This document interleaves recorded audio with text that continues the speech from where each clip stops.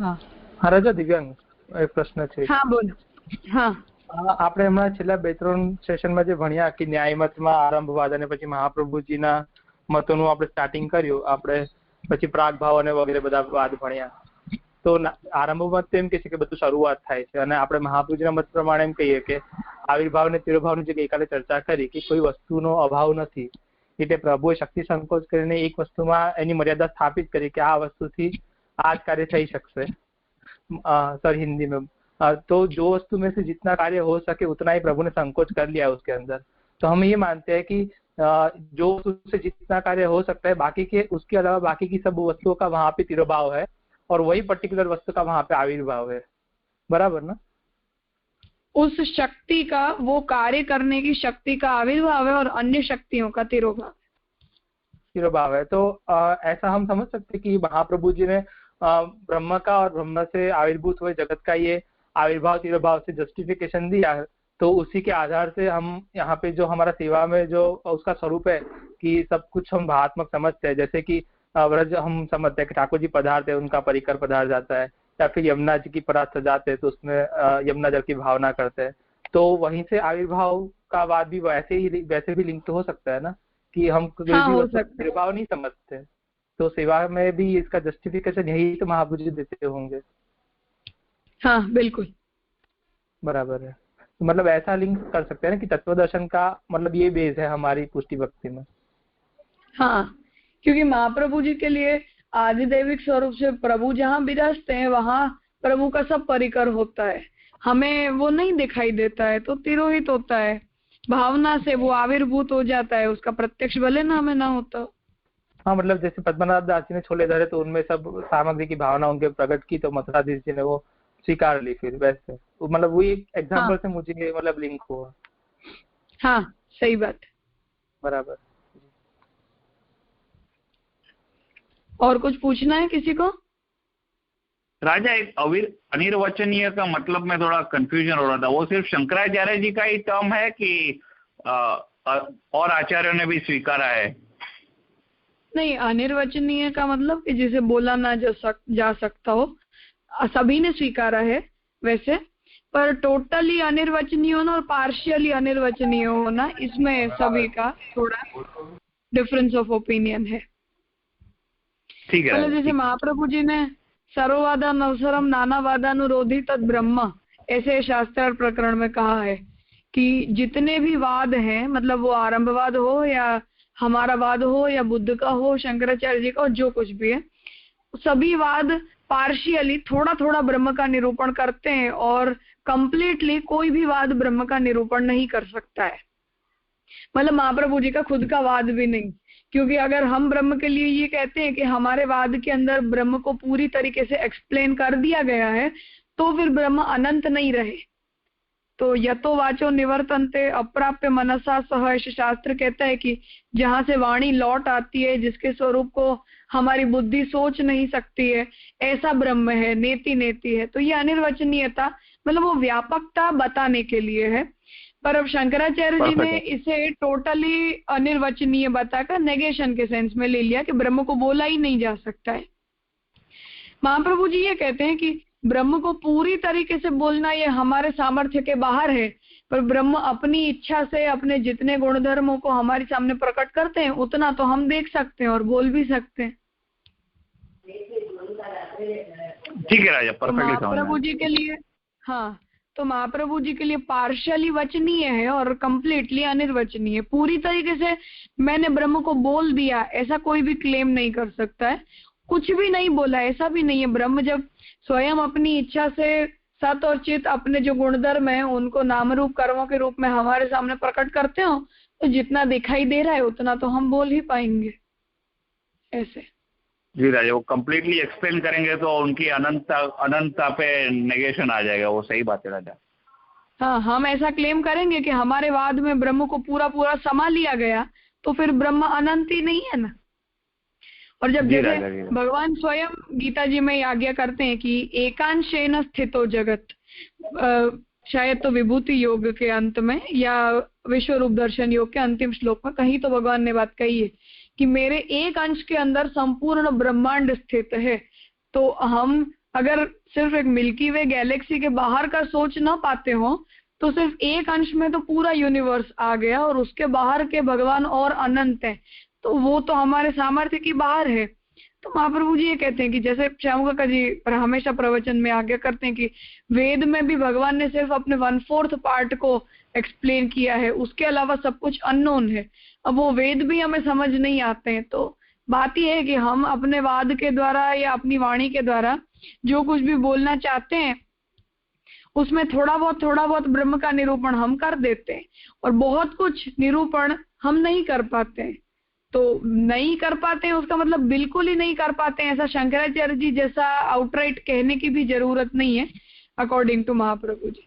तो अनिर्वचनीय को महाप्रभु जी ने डिवाइड किया। जी राजा, वो अटेम्प्ट किया है, मतलब अटेम्प्ट किया है एक्सप्लेन करने का।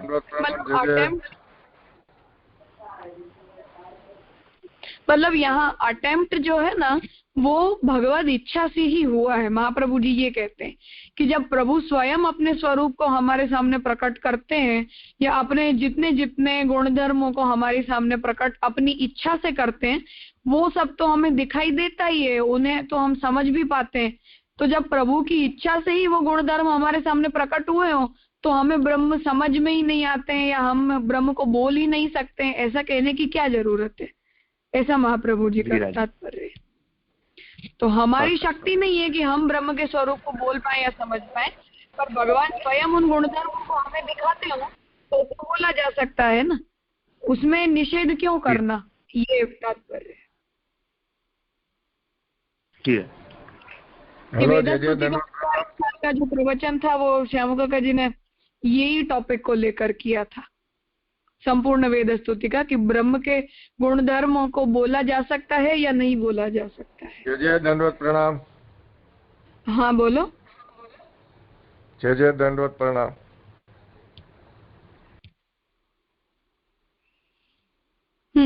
करो आगे। जय दंडवत प्रणाम। हाँ મને સંભળાય છે, તમને કઈ પૂછવું છે? હું આજે જ આમાં જોઈન્ટ થયો આપની પ્રેસ કોન્ફરન્સમાં। अच्छा हेलो भले। हाँ આજથી હું જોઈન્ટ એટલે હવે પ્રેસમાં વાત કરીશ પ્રશ્ન। સારું ભલે ભલે। હા દંડવત प्रणाम। दंडवत प्रणाम राजा। हाँ बोलो भूमि। हाँ राजा, ये शक्ति संकोच अभी भी इतना समझ में नहीं आया। जैसे टेबल है वो चेयर नहीं है तो वो रूप तो अलग दिख रहा है, पर आप जो शक्ति संकोच जो बता रहे हो ना वो किस प्रयोजन से आप बता रहे हो वो इतना अभी समझ में नहीं आ रहा है। रूप अलग है वो इतना। हाँ हाँ अत्यंत अभाव, ये चारों का निराकरण एक बार पढ़ लेते हैं, उसमें ये विषय आ ही जाएगा, फिर ना समझ में आए तो हम डिस्कस कर लेंगे। भले राजा, धन्यवाद। हाँ राजा, चतुर्विध अभावનું નિરાકરણ। અત્યંતાભાવનું નિરાકરણ સ્થળને નિર્દેશ કરીને જ્યારે કોઈ વસ્તુના અસ્તિત્વનો નિષેધ કરવામાં આવે છે ત્યારે વસ્તુનો અત્યંતાભાવ સમજાય છે। દાખલા તરીકે ઓરડામાં માટલું નથી। તત્વદ્રષ્ટિથી જોતા કોઈ પણ વસ્તુનો અત્યંત અભાવ હોય જ નથી શકતો, કારણ કે જગત બ્રહ્મનું પરિણામ છે, આથી સત છે અને સત તેને જ કહેવામાં આવે છે કે જેનો કદી પણ અભાવ ન થતો હોય। એટલે અત્યારે એમ કે ऐसा कह रहे हैं कि स्थल के निर्देश करके कोई भी वस्तु का अस्तित्व का निषेध करने में आता है तो ऐसे समझा जाता था, बता रहे हैं कि अत्यंत अभाव समझता है। तो ऐसा उदाहरण दे रहे हैं कि रूम में मटका नहीं है, लेकिन तत्व की दृष्टि से देखा जाए तो वस्तु का अत्यंत अभाव कभी हो ही नहीं सकता, क्योंकि जगत ब्रह्म का परिणाम है। इसलिए अगर ब्रह्म सत है तो सत उसी को कहते हैं कि जिसका कभी भी अभाव न होता हो। ब्रह्म सर्व जगत रूपे बन्यु होवाथी, ब्रह्म ही सर्व जगत रूप से बना हुआ है, इसलिए जगत की प्रत्येक वस्तु ब्रह्मात्मक है। ब्रह्म व्यापक पण छे अने सर्वरूप पण, तेथी वेद कहे छे सर्व सर्वमयम। जगतनी प्रत्येक वस्तु सर्वात्मक छे, आथी ज्यारे एम कहेवामां आवे छे के आ ओरडामां માટલું નથી, ત્યારે તેનો અર્થ ઓરડામાં માટલાનું અસ્તિત્વ નથી એવો નથી થતો, પરંતુ ઓરડામાં માટલું તિરોહિત રીતે રહેલું છે એવો અર્થ થાય છે। इसलिए यहाँ कह रहे हैं कि ब्रह्म सर्व जगत रूपे बना हुआ है, तो जगत की प्रत्येक वस्तु भी ब्रह्मात्मक ही है। तो ब्रह्म व्यापक है और सर्वरूप है, इसलिए वेद में भी कहा गया है कि सर्व सर्वमयम। जगत की प्रत्येक वस्तु सर्वात्मक है, इसलिए जब भी ऐसा कहने में आता है कि यह रूम में मटका नहीं है, तो इसका अर्थ ये है कि मटके का अस्तित्व ही नहीं है, ऐसा नहीं मानना है, लेकिन मटका यहाँ पे तिरोहित है ऐसा अर्थ लेना है। માટલું કયા રૂપમાં તિરોહિત છે એવો પ્રશ્ન થાય તો તેનો ઉત્તર એ છે કે ઓરડાની જમીન કે તેના ઉપર રહેલા રજકણો કે છેવટે આકાશ પણ બ્રહ્મરૂપ હોવાથી સર્વાત્મક હોય છે। આથી તે રૂપોમાં માટલાનો તિરોભાવ છે એમ સમજવું જોઈએ। અનુભવાત્મક બ્રહ્મજ્ઞાન થતી વખતે જ્ઞાનીઓને પોતાનામાં જ સકળ બ્રહ્માંડનું દર્શન થતું હોવાથી વેદોમાં નિરૂપણ મળે છે। શ્રી યશોદાજીના ખોળામાં પોઢેલા ભગવાનના મુખમાં સમસ્ત બ્રહ્માંડના દર્શન થવા મહાભારતના યુદ્ધ પૂર્વે વિરાટની સભામાં તથા યુદ્ધના મેદાનમાં ભગવાન દ્વારા પોતાના સ્વરૂપમાં સમસ્ત જગતને દેખાડવું, થાંભલામાંથી શ્રી નરસિંહ ભગવાનનું પ્રાગટ્ય મંત્ર કે યોગ શક્તિથી કોઈ પણ સ્થળે કોઈ પણ વસ્તુ કે વ્યક્તિને પ્રગટ કરી દેતા હોવાના અનેક પુરાણ પ્રસંગો સંત શ્રી જ્ઞાનેશ્વરે પાડાને મુખે વેદોચ્ચાર કરાવ્યો કે મીરાબાઈને માટે વિષ પણ અમૃત થઈ ગયું। આવા અનેકાનેક પ્રાચીન અર્વાચીન પ્રમાણો પરિણામી व्यापकता અને સર્વની સર્વાત્મકતા સિદ્ધ કરે છે। यहाँ पे यही समझाया है कि ब्रह्म सर्वात्मक ब्रह्म है, इसीलिए मटके का तिरोभाव नहीं है, नहीं समझना। अनुभवात्मक ब्रह्म ज्ञानी को भी ब्रह्म ज्ञान हो जाने पर सकल ब्रह्मांड का दर्शन होता है, ऐसे वेदों में कहा गया है। जैसे यशोदा जी की गोदी में प्रभु विराज रहे तो प्रभु की मुख में ही समस्त ब्रह्मांड का दर्शन यशोदा जी को हुआ, वैसे ही महाभारत के युद्ध में भी विराट सभा में ही युद्ध के मैदान में भगवान द्वारा समस्त जगत अर्जुन को दिखाया। थांबला जैसे थंब में से श्री नरसिंह भगवान का प्रागट्य हुआ, वैसे ही मंत्र के योग शक्ति से भी कोई पण स्थले वस्तु के व्यक्ति ने प्रकट कर दिया। ऐसे ही अनेक पुराणों में ऐसे प्रसंग आते हैं, जैसे कि संत ज्ञानेश्वर जी ने पाड़े में से मुक्के में से वेदोच्चार करवाया। मीराबाई ने भी विष मीराबाई ने जो विष पिया उसका भी अमृत हो गया। ऐसे अनेकानेक प्राचीन अर्वाचीन परिणामी व्यापकता અને સર્વની શક્તિમત્તા સિદ્ધ કરે છે। આથી તત્વદ્રષ્ટિથી જોતા તો કોઈ પણ વસ્તુનો અત્યંતાભાવ માનવાને કોઈ કારણ જ રહી જતું નથી। અહીં પરંતુ એક બાબત ધ્યાનમાં રાખવા જેવી આ છે કે લીલામાં વિવિધતા રહે તે હેતુથી બ્રહ્મ પોતાની સર્વાત્મકતાને કે સર્વની સર્વરૂપતાને તિરોહિત એટલે કરી ઢાંકી લે છે અને છુપાવી ले છે। इसलिए तत्वदृष्टि से देखा जाए तो कभी भी कोई भी वस्तु का अत्यंताभाव नहीं हो सकता। एक यहाँ यही समझना है कि प्रभु की लीलावत जो भी है हेतु से ब्रह्म सर्वात्मक है और सर्व रूप में प्रभु है, लेकिन तिरोहित एक ही में एक वस्तु ही तिरोहित करी छुपा लेते हैं। आथी સર્વની સર્વાત્મકતાનો અનુભવ બ્રહ્મજ્ઞાની સિવાય કોઈને થઈ શકતો નથી। એક કુશળ અભિનેતામાં રામ, રાવણ, કંસ, કૃષ્ણ, અર્જુન, દુર્યોધન કે સીતા, દ્રૌપદી વગેરે અનેક પાત્રોનો અભિનય કરવાનું સામર્થ્ય હોય છે, પરંતુ જ્યારે તેને વિશ્વામિત્રનો અભિનય કરવાનો હોય છે ત્યારે અન્ય પાત્રોના ગુણધર્મ કે ચરિત્રને જેમ તે પોતાની અંદર છુપાવી લઈને કેવળ વિશ્વામિત્રના જ પાત્રને તે પ્રગટ કરતો હોય છે, તેમજ બ્રહ્મ ને જે વખતે જ્યાં જે રૂપને પ્રગટ કરવું હોય તે વખતે જ્યાં તે રૂપ સિવાયના બધા રૂપોને બ્રહ્મ તિરોહિત કરી લે છે હોય છે, પરંતુ તેમાં બધા જ રૂપો હોય છે। यहाँ पे यही बताया जा रहा है कि प्रभु ही सर्व काय बने, लेकिन कोई भी एक वस्तु में, जैसे आपने कल समझाया कि सर्व पदार्थ ब्रह्मात्मक है तो सभी में ब्रह्म तत्व एक दूसरे की पदार्थ में तो हो ही सकते, लेकिन प्रभु ने की इच्छा से ही शक्ति संकोच से हर एक वस्तु का एक एक अलग अलग अस्तित्व यहाँ पे समझना चाहिए। इसीलिए जो भी चीज है वही वो अपने यहाँ पर उसका ही दिखाई देता है और दूसरी जो भी है वो छुप जाता है। इतना राजा मैं समझी हूँ। हाँ हेलो, देखो इसमें मुख्य बात जो मैंने कल बताई थी वैसे वही है कि जब हम कहते हैं कि इस वस्तु का अत्यंत अभाव है, मतलब कि totally in any of the form ये वस्तु एब्सेंट है, जब हम ये कहते हैं तो उसका मतलब ये है कि न तो उसका अस्तित्व कारण रूप में न कार्य रूप में, किसी भी रूप में उसका अस्तित्व नहीं है, ऐसा हम कहना चाहते हैं। पर महाप्रभु जी ये आज्ञा करते हैं कि जैसे हमने कल ये बात समझी थी कि कार्य रूप में न हो पर कारण रूप में हो सकता है। जैसे यहाँ मटके का उदाहरण दिया कि जब हम ये कहते हैं कि इस कमरे के अंदर मटका नहीं, तो हाँ ठीक है, कार्य के रूप में वो मटका यहाँ पर प्रेजेंट नहीं, कार्य के रूप में वो वस्तु हमें प्रकट रूप में मटका हमें दिखाई नहीं देता है।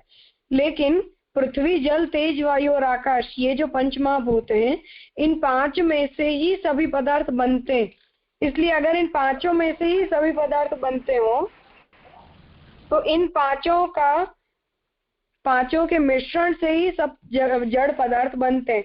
इसलिए कार्य रूप में भले वहां मटका प्रेजेंट नहीं है पर कारण रूप में तो वो मटका वहां प्रेजेंट है ही। तो उसका मतलब ये है कि उस वस्तु का टोटल एब्सेंस वहां तुम नहीं कह सकते हो।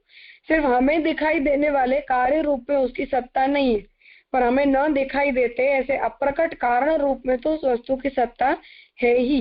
इसलिए टोटल एब्सेंस नहीं है, सिर्फ कार्य रूप नहीं है, कारण रूप में है। इसे आविर्भाव तिरोभाव से समझा जा सकता है। इसलिए ब्रह्मात्मक जगत में किसी भी वस्तु का अत्यंताभाव पॉसिबल नहीं। बाकी यहाँ ये सब उदाहरण दिए ही हैं कि मीराबाई के लिए विष लाए लेकिन वो अमृत बन गया, या ज्ञानेश्वर जो है उन्होंने वो दीवाल को भी चला दिया। मैंने वो उदाहरण बताया था कि एक ऋषि शेर के ऊपर बैठ कर आए ये बताने के लिए कि मैंने शेर को कंट्रोल कर लिया।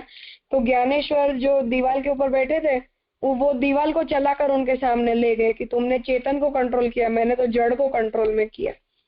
तो अब अगर वो चेतनत्व का अत्यंताभाव उस दीवाल के अंदर होता तो वो चेतन शक्ति उसमें आई कहाँ से, या वो दीवाल चली कैसे? तो उसका मतलब ये है कि उसमें सिर्फ चेतनत्व के गुण का तिरोधान था, टोटल एब्सेंस नहीं था।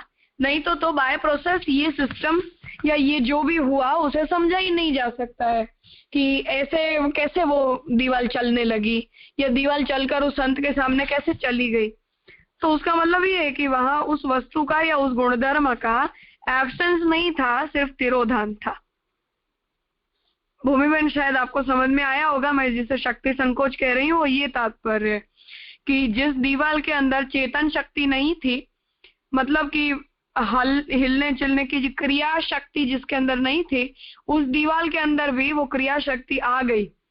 तो शक्ति संकोच का मतलब ये है कि उस चेतन शक्ति को भगवान ने उस दीवाल के अंदर छुपा के रखा था, जो प्रभु की इच्छा से प्रकट हो गई।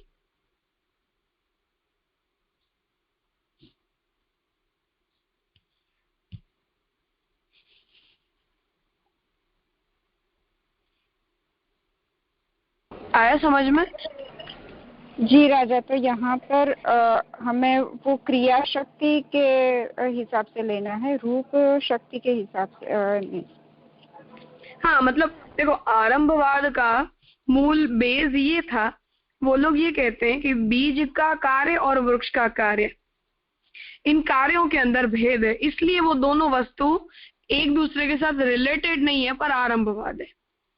जैसे मैंने वो उदाहरण दिया था कि जैसे डोरे रखे हो, धागा रखा हो यहाँ पर, तो धागे को हम पहन नहीं सकते, लेकिन ऐसे ही बहुत सारे धागों को बुन लेने से वो कपड़ा पहनने लायक बन जाता है।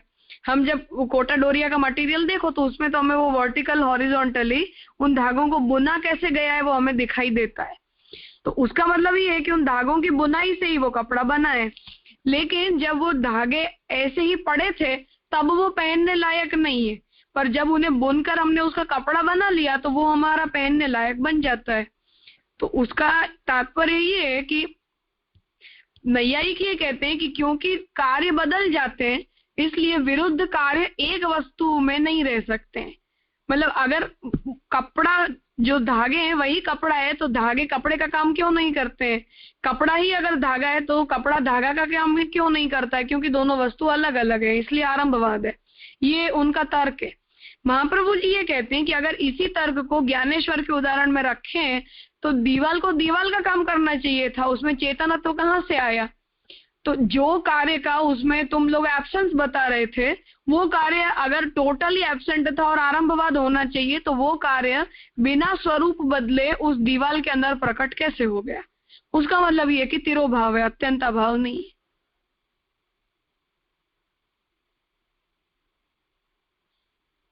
अब आया समझ में? हेलो जी राजा। हाँ बोलो। મેઘરાજા રાજુ છું, બોલું? हाँ बोलो ना। આમાં મને એક લાગે છે કે કાર્ય કારણ ભાવ તો એ ઠીક છે આપણો કે પંચ મહાભૂતનું કારણ છે આ બધાનું, પણ મુખ્ય આમાં મને એમ લાગે છે કે સર્વમય છે ને એ સમજાવવા માંગે છે કે કોઈક વસ્તુ જેમ એક્ટરનું એક્ઝામ્પલ આપ્યું ને કે એને વિશ્વામિત્ર બનવું છે, જ્યારે વિશ્વામિત્રનો રોલ પ્રકટ કરે છે અને બીજું બધું છુપાવી દે છે, એવી રીતે કોઈક જે વસ્તુ જે બની છે તો એ વસ્તુ પર્ટિક્યુલર એના માટે બની છે, બીજી વસ્તુ અંદર તિરોહિત છે। તો મારા ખ્યાલથી આ જે સમજાવે છે એમાં એ વસ્તુ પર ભાર આપવા માંગે છે। હા, એ તો સાચી વાત છે, એમાં કોઈ શંકા નથી। સર્વમ સર્વમય એટલે બધું બ્રह्मात्मक છે, એટલે બધી જ वस्तुમાં બધા धर्मों सभी वस्तु में सभी धर्म रहे हुए हैं, इसलिए किसी भी वस्तु को एक स्वरूप में कन्फाइन नहीं किया जा सकता है, ये तो मुख्य बात है ही।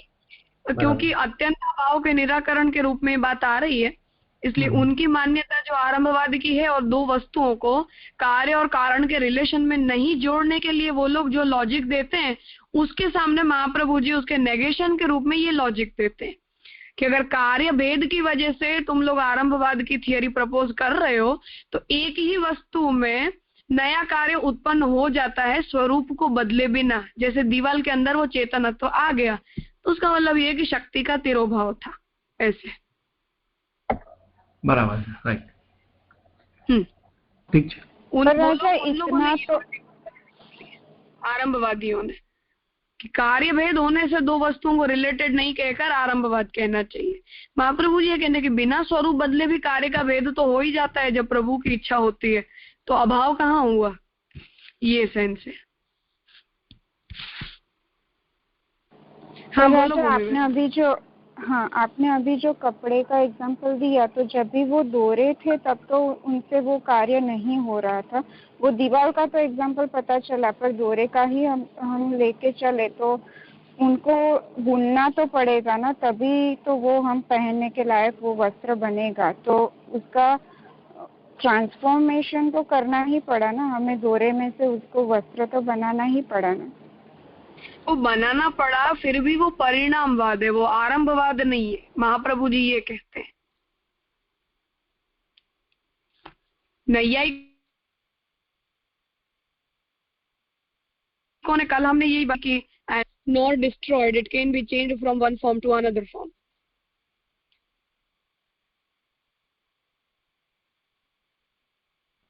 तो वो रूप चेंज करने में कोई प्रॉब्लम नहीं है, पर वो जो बता रहे हैं कि ये हो ही नहीं सकता है तो वो उसमें प्रॉब्लम है।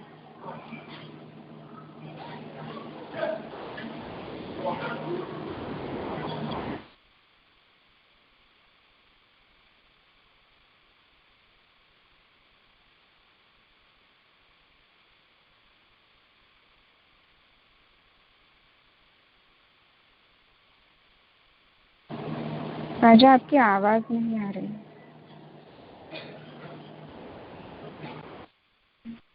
Hello hello. जी राजा आपकी आवाज नहीं आ रही थी। हाँ, वो आज थोड़ा मेरा ना नेटवर्क यहाँ पे खराब चल रहा है, देखते हैं। हाँ, तो तात्पर्य यहाँ ये है कि कल हमने जो बात देखी थी कि energy can never be created nor be destroyed, it can be change from one form to another form. तो उसका मतलब ये है कि सिर्फ ट्रांसफॉर्मेशन किया जा सकता है, वो कोई नई वस्तु ही पैदा हो रही है ऐसा आप नहीं कह सकते। इसलिए धागे को भले ही हमें कपड़े के रूप में बुनना पड़े, पर उस धागे को तुम्हें उसका उपादान कारण कहकर और उन दोनों में इंटर रिलेशन तो बताना ही पड़ेगा। तुम कपड़े का आरंभवाद नहीं बोल सकते हो। तो यहाँ महाप्रभु जी ये कहते हैं कि अगर ये रिलेशन तुम्हें स्वीकारना है कि ट्रांसफॉर्मेशन का, तो परिणामवाद स्वीकारना चाहिए, उसके लिए आरंभवाद कहने की जरूरत नहीं। आरंभवाद में तो वो लोग न्यू बिगिनिंग बताना चाहते हैं, उन दोनों में रिलेशन बोलना नहीं चाहते हैं, सिर्फ कार्य भेद की वजह से। तो महाप्रभु जी कहते हैं कि कार्य भेद की वजह से रिलेशन तो बोलो, एटलीस्ट परिणामवाद बोलना चाहिए। आरंभवाद कहकर नई बात कहने की जरूरत नहीं है कि ये न्यू बिगिनिंग है, ऐसा कहने की जरूरत नहीं है।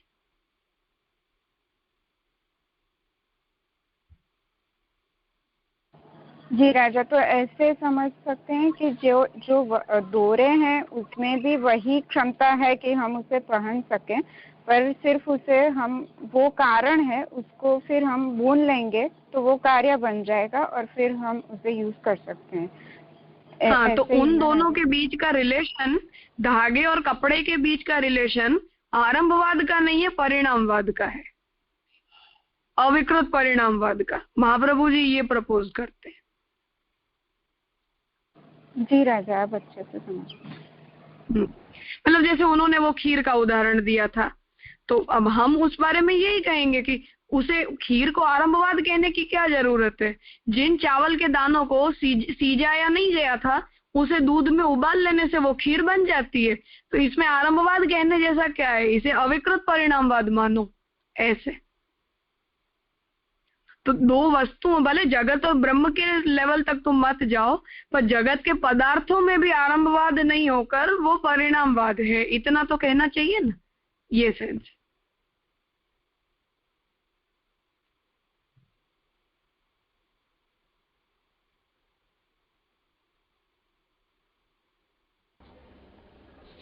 હાલો રાજા, કરું આગળ? नहीं, આપણો टाइम तो થઈ ગયો છે આજે। आगे अगर हम शुरू करेंगे तो फिर वो लंबा चलेगा। ठीक है, तो आज का यहीं रखते हैं। दंडवत राजा। हाँ बोल जूही। हाँ राजा, एक ऐसा छोटा सा क्वेश्चन आ रहा है, शायद आगे जाके सॉल्व हो जाएगा, कि जैसे यहाँ पे हमने जो अभी पैराग्राफ पढ़ा तो एट दी एंड हमने ये समझा कि जैसे विश्वामित्र को मतलब अभिनय का कोई रोल करना है तो वो बाकी सारे गुणधर्म जो है वो अपने अंदर छुपा लेता है। फिर एट दी एंड हमने यही समझा कि सब मतलब तिरोहित ही हो जाता है, मतलब सब में सब रूप है ही ऐसा, पर उस टाइम के लिए वो चीज उसमें तिरोहित हो जाती है। तो राजा, अगर ये समझना हो, अन्योन्य भाव समझना हो कि ये चीज नहीं है ये चीज इसमें है, तो राजा वो थोड़ा कंफ्यूजिंग और मुझे लगता है आगे आ जाएगा उसके निराकरण में ना। हाँ, वो अन्योन्य भाव के निराकरण में शक्ति संकोच जो वर्ड है ना, वो टर्म स्पष्ट हो जाएगा। जी राजा, वो मैं रीड ही कर रही थी, आ जाएगा। जी राजा। हाँ कोई बात नहीं, हम आगे सोमवार को करेंगे ना कंटिन्यू, तब समझ आ जाएगी। जी राजा। ठीक।